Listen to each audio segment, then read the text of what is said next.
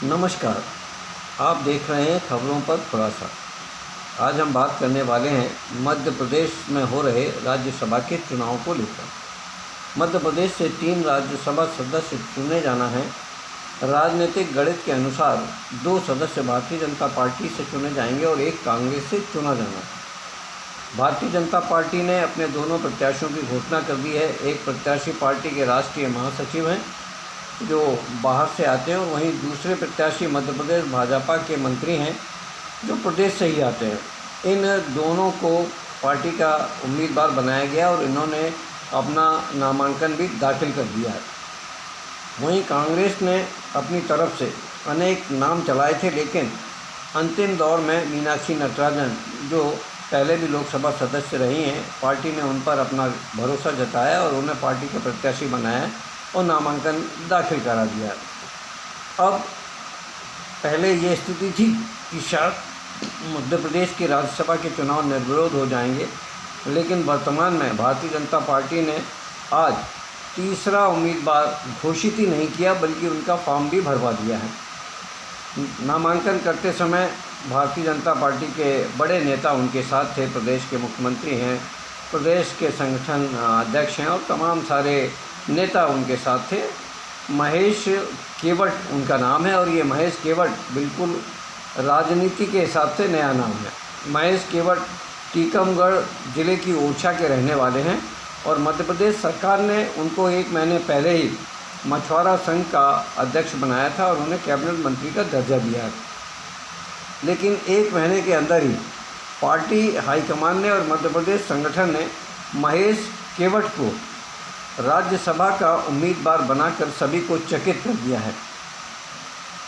महेश केवट ने नामांकन भी अपना कर दिया है, और नामांकन करने से पहले महेश केवट ने मीडिया से चर्चा करते हुए अपने नामांकन से पूर्व पार्टी हाईकमान को, प्रदेश अध्यक्ष को, मुख्यमंत्री को और तमाम सारे नेताओं को इसके लिए धन्यवाद भी ज्ञापित किया और आशा व्यक्त की है कि पार्टी ने जो उन्हें जवाबदारी दी है उसे वो बखूबी निभाएंगे। केवट ने मीडिया से चर्चा करते हुए भगवान राम और केवट का प्रसंग भी सुनाया और कहा कि उस समय द्वापर काल में भगवान राम ने जब वनवास में थे तो उन्होंने केवट का सहयोग लिया था, उन्हें गले लगाया था, और आज भाजपा ने हमारे साथ भी वही किया है। अब भारतीय जनता पार्टी ने जब तीसरा उम्मीदवार मैदान में उतार दिया है, जिसकी संभावना पहले से थी। हालांकि पार्टी के प्रदेश अध्यक्ष हेमंत खंडेलवाल ने 2 दिन पहले ये इशारा किया था कि शायद वो अपना तीसरा प्रत्याशी नहीं उतारेंगे, क्योंकि उनको तीसरा प्रत्याशी जिताने के लिए लगभग 8 से 10 विधायकों की आवश्यकता पड़ेगी, वो शायद उन्हें ना मिल सके। लेकिन अब तीसरा प्रत्याशी उतार के इस चुनाव को रोचक बना दिया गया है। 2 प्रत्याशी भाजपा के निर्विरोध जीत जाएंगे, लेकिन तीसरे के लिए मतदान होगा और इस मतदान के लिए कांग्रेस और भाजपा दोनों को ही सजग रहना पड़ेगा। दूसरी तरफ कांग्रेस के प्रदेश अध्यक्ष जीतू पटवारी और नेता प्रतिपक्ष उमंग सिंगार सहित कांग्रेस के तमाम सारे विधायक एकजुट हैं, और उनका जीतू पटवारी का मीडिया से चर्चा करते समय उन्होंने ये कहा है कि कांग्रेस जीतेगी और हम सभी एकजुट हैं, और भारतीय जनता पार्टी को तीसरा प्रत्याशी जिताने के लिए 8 से 10 विधायकों की ज़रूरत पड़ेगी, जो उनके पास नहीं है। लेकिन भारतीय जनता पार्टी का जैसा पिछले 10-12 साल से इतिहास रहा है, और अभी भी जो राज्यसभा के चुनाव अन्य राज्यों में हुए हैं, तो वहाँ भारतीय जनता पार्टी ने विपक्ष की पार्टियों के विधायकों को खरीदने का काम किया है, क्रॉस वोटिंग उनसे कराया है, या फिर उन्हें मतदान नहीं करने के लिए प्रेरित किया, और ऐसा कई राज्यों में हुआ भी है। तो मध्य प्रदेश में भी शायद भारतीय जनता पार्टी उसी सिस्टम पर काम करने का प्रयास कर रही है। अब देखना ये होगा कि कांग्रेस अपने विधायकों को कैसे एकजुट कर पाती है।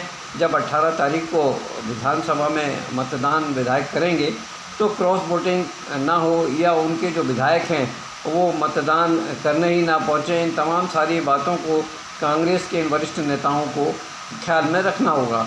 लेकिन कुल मिलाकर हम ये कह सकते हैं कि मध्य प्रदेश में राज्यसभा का चुनाव जो तीसरी सीट पर होना है वो रोचक हो गया है।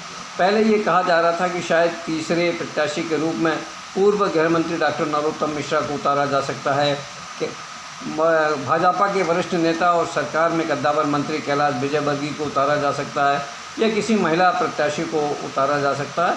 लेकिन इन तमाम सारी बातों को नज़रअंदाज करते हुए भारतीय जनता पार्टी ने एक नया चेहरा, बिल्कुल नया चेहरा, जिसे प्रदेश में शायद ही बड़े नेता जानते हों या कार्यकर्ता जानते हों, लेकिन उन्होंने भारतीय जनता पार्टी की तीसरा प्रत्याशी घोषित करके महेश केवट को भारतीय जनता पार्टी ने उनका कद बढ़ा दिया है और अब वो प्रदेश स्तर से राष्ट्रीय स्तर के नेता बन गए हैं। महेश केवट के प्रत्याशी बनने के बाद राजनीतिक गलियारे में गर्माहट आ गई है। तो वहीं अब भाजपा और कांग्रेस अपने अपने प्रत्याशी को जिताने के लिए जी जान लगाने पर शुरू हो गए हैं। अब देखना ये होगा कि 18 तारीख को जब मतदान होगा तो महेश केवट राज्यसभा जाते हैं या कांग्रेस की मीनाक्षी नटराजन।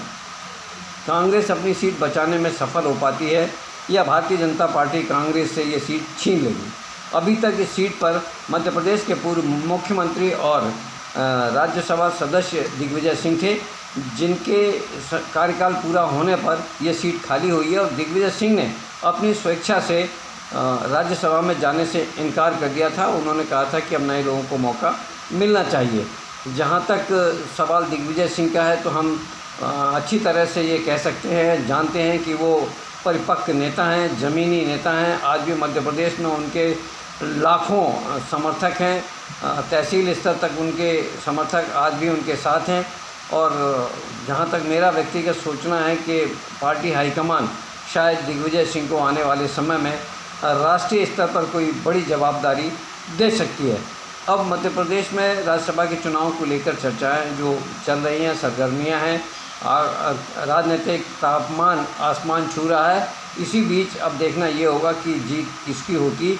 और अब इन तमाम सारी बातों को लेकर चर्चाएं हैं, खबरें भी हैं। तो जब खबरें हैं तो खबरों पर सवाल होना मुमकिन है। खबरों पर सवाल के लिए मैं जय सिंह चौहान, भोपाल से।